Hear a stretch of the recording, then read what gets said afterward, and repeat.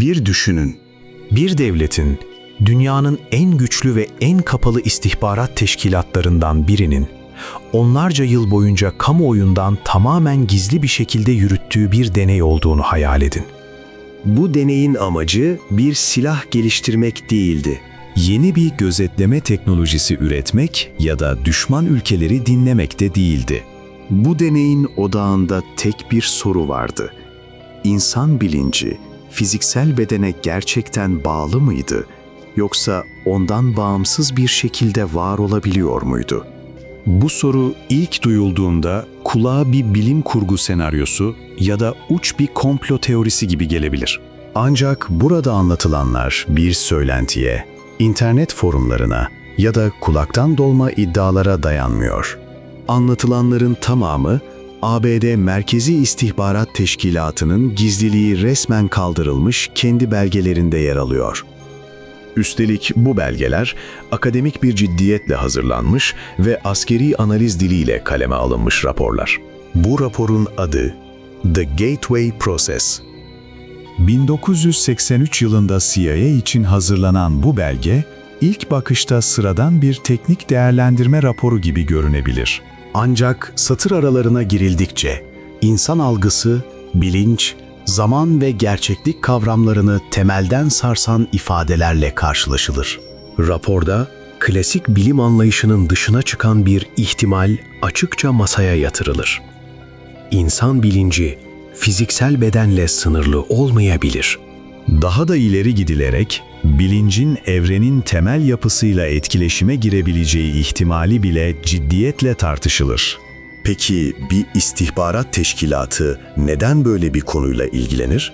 CIA neden silahlar, casuslar ve operasyonlar yerine bilinci, algıyı ve beden dışı deneyimleri incelemeye zaman ve kaynak ayırsın? Bu sorunun cevabı bizi, her şeyin başladığı noktaya, CIA'den çok daha önceye götürüyor. Her şey CIA ile başlamadı.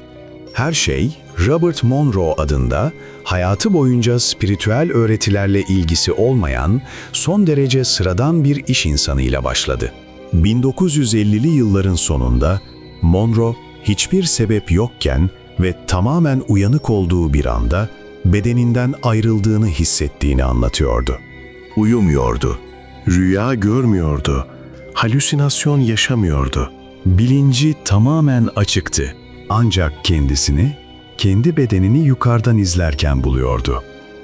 Bu deneyimler tek seferlik değildi. Haftalarca, aylarca tekrar etti. Üstelik her seferinde son derece netti. Monroe, yaşadıklarının psikolojik bir rahatsızlık olamayacak kadar tutarlı olduğunu düşünüyordu. Bunun üzerine yıllarını bu durumu anlamaya adadı. Doktorlara gitti, nörologlarla görüştü, EEG ölçümleri yaptırdı, beyin dalgaları kaydedildi. Ancak elde edilen veriler, klasik tıbbın açıklamakta zorlandığı sonuçlar veriyordu.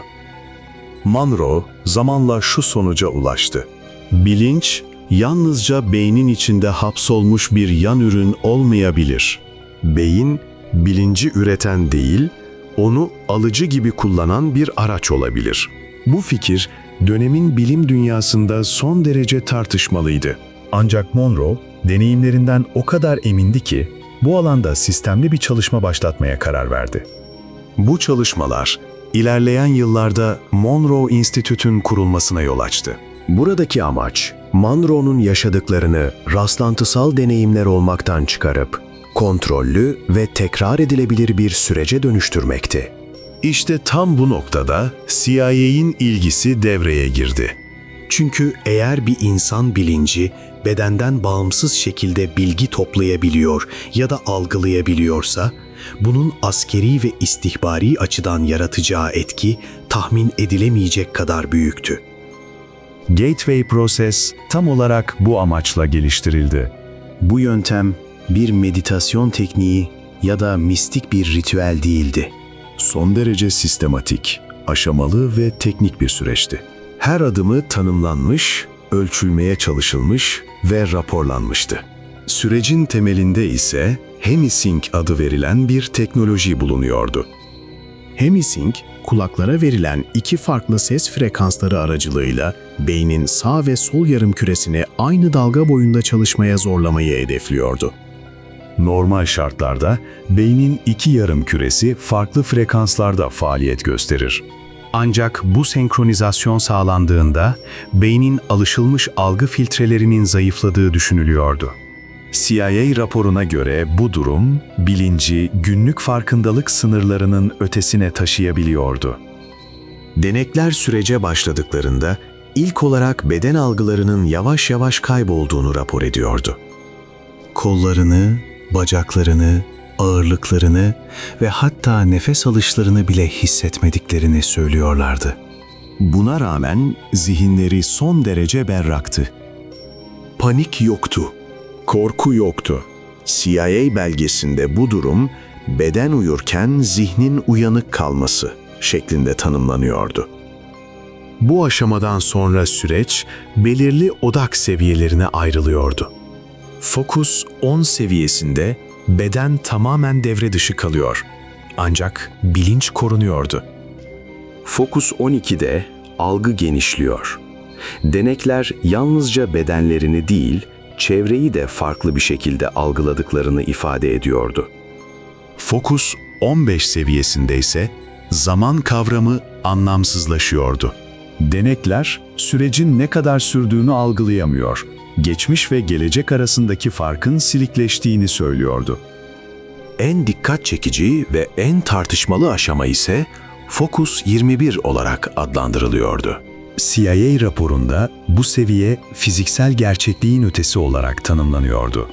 Bazı denekler bu aşamada fiziksel olarak bulunmadıkları mekanları son derece ayrıntılı bir şekilde tarif edebildiklerini iddia ediyordu. Odaların yerleşimi, nesnelerin konumu, hatta başka insanların hareketleri raporlara detaylı şekilde geçiriliyordu. Daha da çarpıcı olan ise bazı deney raporlarında yalnızca mekanın değil, zaman algısının da aşıldığının öne sürülmesiydi. Denekler, geçmişte yaşanmış olaylara ya da henüz gerçekleşmemiş olası senaryolara dair görüntüler gördüklerini ifade ediyordu. Elbette bu deneyimlerin ne kadarının doğrulanabildiği net değildi.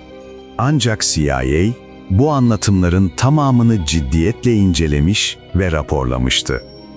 Belgede geçen bazı ifadeler, klasik bilim anlayışının çok ötesine geçiyordu. Raporda, bilincin evrenin temel yapısıyla, enerji alanlarıyla ve hatta kuantum düzeydeki süreçlerle etkileşime girebileceği ihtimalinden söz ediliyordu. Bu da şu soruyu gündeme getiriyordu. İnsan bilinci yalnızca bireysel bir deneyim mi, yoksa evrensel bir yapının parçası mıydı? Peki tüm bunlar gerçekten yaşandıysa, neden bu proje bugün aktif değil? CIA neden Gateway prosesi devam ettirmedi? Resmi açıklamalara göre proje kontrol edilemez sonuçlar, bilimsel olarak kesin kanıtlar üretilememesi ve ciddi etik riskler nedeniyle rafa kaldırıldı. Ancak belgeleri ayrıntılı şekilde inceleyen birçok araştırmacıya göre asıl sorun sonuçların fazla rahatsız edici olmasıydı. Çünkü eğer bu deneyler gerçekten işe yarıyorsa, insanın kim olduğu ve gerçekliğin ne olduğu soruları tamamen yeniden yazılmak zorundaydı. Bir diğer ihtimal ise bu tür deneylerin askeri amaçlarla kullanılabilecek kadar tutarlı sonuçlar vermemesiydi.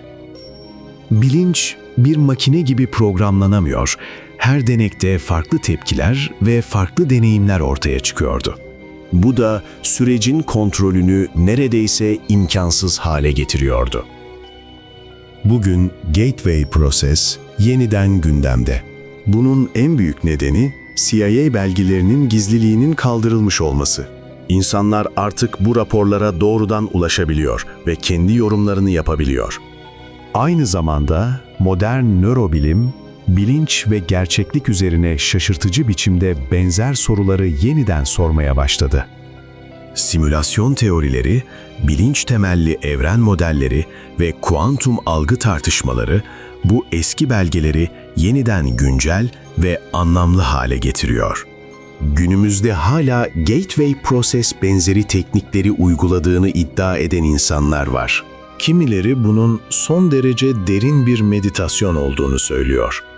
Kimileri ise bunun hayatlarında yaşadıkları en gerçek ve en sarsıcı deneyim olduğunu iddia ediyor. Hangisinin doğru olduğunu söylemek ise hala mümkün değil. Tüm bu anlatılanların sonunda geriye tek bir soru kalıyor. Eğer bilinç gerçekten bedenden bağımsız olabiliyorsa, biz aslında kimiz? Gerçeklik dediğimiz şey ne kadar sağlam? Ve CIA, insan zihni hakkında bizden neyi sakladı? Eğer bu anlatılanlar zihninizde en ufak bir şüphe, bir rahatsızlık ya da bir merak duygusu uyandırdıysa, bu kanal tam olarak bunun için var. Çünkü sıradaki videoda CIA'in uzaktan görme ve zaman algısı üzerine yürüttüğü daha da karanlık deneylere çok daha derinlemesine gireceğiz. Bir sonraki videoda görüşmek üzere.